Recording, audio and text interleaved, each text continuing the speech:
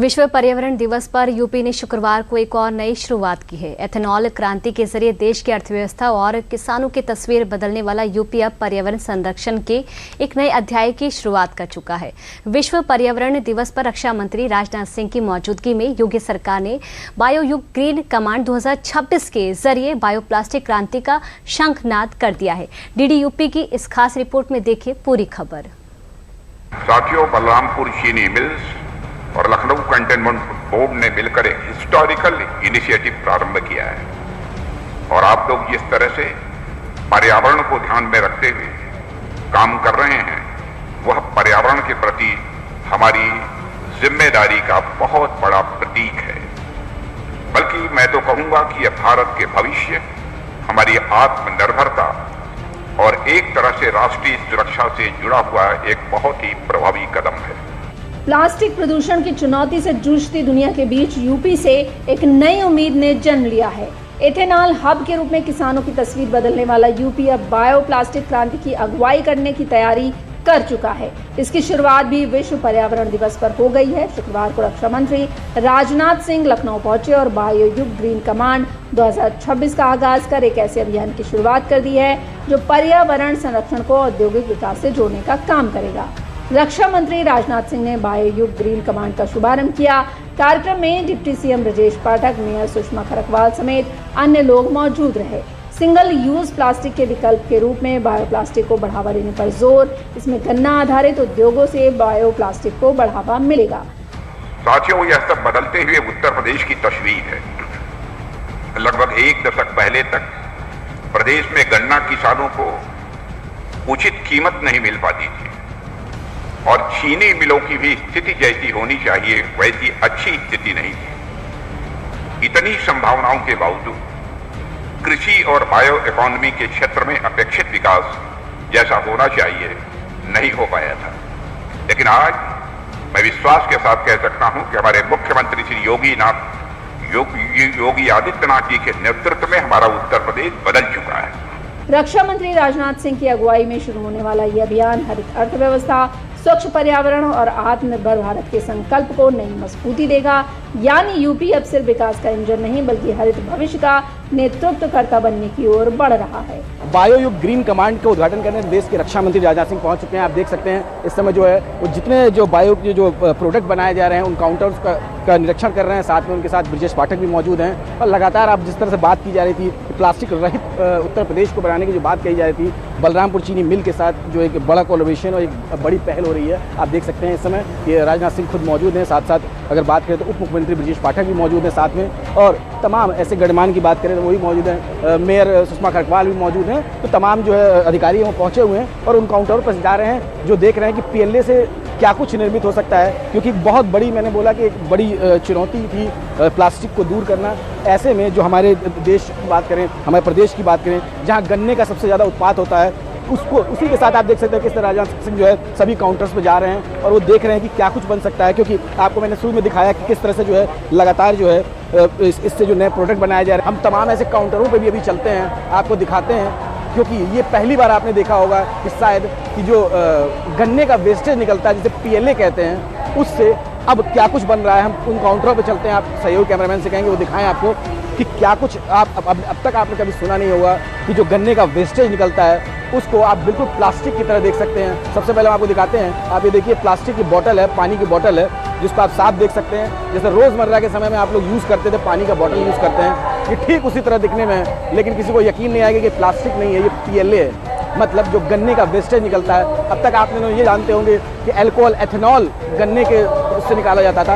अब एक ये हरित क्रांति की जब बात की जाती है, ये प्लास्टिक की बोतल में जो आप देख रहे हैं प्लास्टिक नहीं है, ये पीएलए का मटेरियल है। हम और भी ऐसे आपको चीज़ें दिखाते हैं जो रोज़मर्रा की आदमी की ज़रूरत की चीज़ें होती हैं। उनमें आप ये रोज़मर्रा की जो प्लास्टिक के चम्मच होते हैं, स्पून्स होते हैं, जो फॉग आते हैं, उनको लोग यूज़ करते हैं। आप देख सकते हैं ये जो ग्लासेज हैं, ये कोई भी प्लास्टिक मटेरियल नहीं है, ये सब पीएलए है। मतलब आपकी सेहत को सुरक्षित रखने के लिए ये सिर्फ एक अभियान नहीं बल्कि प्रदूषण मुक्त भविष्य, हरित उद्योगों के विस्तार और विकास के नए भारत का विजन है, जिसका सबसे ज्यादा फायदा गन्ना के किसानों को होगा, क्योंकि इससे उत्पादन बढ़ेगा, डिमांड बढ़ेगी तो जाहिर है कि आय भी बढ़ेगी। देश के रक्षा मंत्री राजनाथ सिंह ने आज बायोयुग ग्रीन कमांड का शुभारंभ किया। हमारे साथ बात करने के लिए अंकिता सरोगी जी हैं, एग्जीक्यूटिव डायरेक्टर बलरामपुर चीनी मिल। मैम, बहुत अच्छा प्रोजेक्ट है, खुद रक्षा मंत्री ने बहुत बहुत तारीफ़ की, और एक युवा होते हुए आप एक युवा हैं, यंगस्टर हैं आप, और बहुत अच्छी सोच है कि प्लास्टिक बहुत कैंसरस है, मतलब बहुत सी बीमारियाँ होती हैं। ये कहाँ से सोच आई है? सबसे पहले इस पूरे प्रोग्राम के बारे में बताइएगा। तो इस प्रोग्राम की सोच तो देखिए, हमें लखनऊ कैंटोनमेंट बोर्ड और डिफेंस प्रतिष्ठान के यहाँ से ही हमें साहस मिला कि हम ऐसा कुछ करें। ऐसा हुआ था कि लखनऊ कैंटोनमेंट बोर्ड और बाकी भी डिफेंस के जो एस्टेट्स हैं वो लोग बहुत कुछ कर रहे हैं ग्रीन होने के लिए। उनकी एक इको टास्क फोर्स भी है जो कि इसी चीज़ पर काम करती है कि कैसे हम और अपना कार्बन फुटप्रिंट कम कर सकें और हम इसे कैसे और बेहतर वेस्ट मैनेजमेंट ये सब कर सके। तो हमारी जानकारी एक दूसरे से इसी तरह हुई क्योंकि हमारा एक लक्ष्य सेम था। तो इसके बाद हमने मार्च में किया था ये MOU, and then of course 5 June being world environment day, हमें उस मौका को बिल्कुल कैपिटलाइज करना था।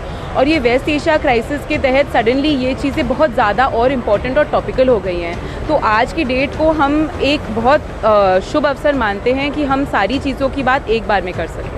जब अच्छा बात करें इथेनॉल, तो लोग जानते थे बहुत चीज़ें, PLA की बात करें, इतना किसी को नहीं सोचती कि इससे इस प्रोडक्ट ऐसा प्रोडक्ट बन सकते हैं, क्योंकि हमने देखा जो कि रोज़मर्रा की चीज़ें हैं, प्लास्टिक की पानी की बोतल कोई कह ही नहीं सकता ये प्लास्टिक है, और सेहत के साथ भी है। तो ये कैसे दिमाग में आया कि इसका उपयोग इसमें भी कर सकते हैं?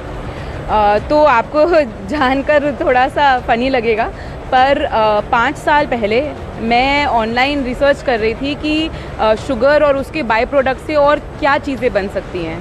तो ऐसा ही एक क्लियर बॉटल फ्रेंच में लिखा हुआ मेरे सामने आया कि I am made from sugar cane, मैं गन्ने से बना हूँ। ये कहानी की शुरुआत वहाँ से हुई है। मैं गई फ्रांस, छोटी सी कंपनी थी जो सिर्फ ये बोतल फुलाकर इसमें पानी भर रही थी। उससे हमने उसके रेजिन कौन बेच रहा है, मैन्युफैक्चरिंग कहाँ हो रही है, फिर टेक्नोलॉजी हमें कैसे मिलेगी, ये फाइनेंशियली वाइबल होगा कि नहीं इंडिया में हम, क्योंकि यहाँ पर गन्ने का दाम ऊपर ही जाते रहता है, दूसरे देशों की तरह नहीं है। तो ये सारी चीज़ें वहाँ से शुरू हुई। इतना ही नहीं, ये आम लोगों को भी फायदा पहुंचाएगा। उदाहरण से इसे आप ऐसे समझिए कि जो रोजमर्रा के जीवन में आप सामान इस्तेमाल करते हैं वो सब कुछ इससे बन सकेगा।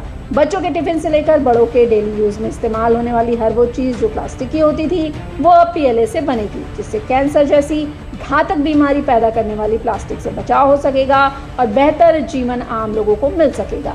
साथियों, क्या हमने कभी सोचा है जो प्लास्टिक हम रोज इस्तेमाल करते हैं वो कहां तक पहुंच चुका है? क्या हमने कभी सोचा है कि हमारी सुविधा के लिए जो छोटी सी बोतल है, जो डिस्पोजेबल गिलास है, जो पैकेट है, वो पर्यावरण के साथ साथ माइक्रो प्लास्टिक के रूप में हमारे शरीर के भीतर तक भी घर कर चुका है। साथियों, वैज्ञानिकों द्वारा किए गए रिसर्च यह बताते हैं कि माइक्रो प्लास्टिक यानी प्लास्टिक के कण अब नवजात शिशुओं के ब्लड तक में पाए जा रहे हैं। यानी अभी अभी जन्मे बच्चे के रक्त की जांच यदि कराई है तो उसमें भी प्लास्टिक के बहुत ही सूक्ष्म माइनर पार्टिकल्स, बहुत ही सूक्ष्म कण मिल रहे हैं। यह सब हमारी सुविधाओं की कीमत पर है। हम बोतल बंद पानी पीते हैं, प्लास्टिक के डिब्बों में हम खाना खाते हैं, तो हर घूंट के साथ, हर निवाले के साथ हम प्लास्टिक को अपने भीतर उतार रहे हैं। और साथियों, मैं कोई डरावनी कहानी यहां पर नहीं बता रहा हूं, बल्कि यह वैज्ञानिक सच्चाई है कि जो अब हर दिन नए नए रिसर्च सामने आ रहे हैं। पिछले ही साल वाशिंगटन पोस्ट में एक रिपोर्ट प्रकाशित हुई थी। इस रिपोर्ट में यह कहा गया था कि दुनिया भर में हर साल लगभग 3.5 लाख लोगों की मृत्यु माइक्रो प्लास्टिक्स के कारण होती है। कुल मिलाकर विश्व पर्यावरण दिवस पर यूपी ने एक नई हरित क्रांति की ओर कदम बढ़ा दिया है, जिसका लक्ष्य साफ है कि यूपी अब सिर्फ एथेनॉल हब ही नहीं बल्कि देश की बायोप्लास्टिक क्रांति का अग्रदूत बनेगा, ताकि विकास, पर्यावरण संरक्षण और आत्मनिर्भर भारत का मिशन साथ साथ आगे बढ़ सके।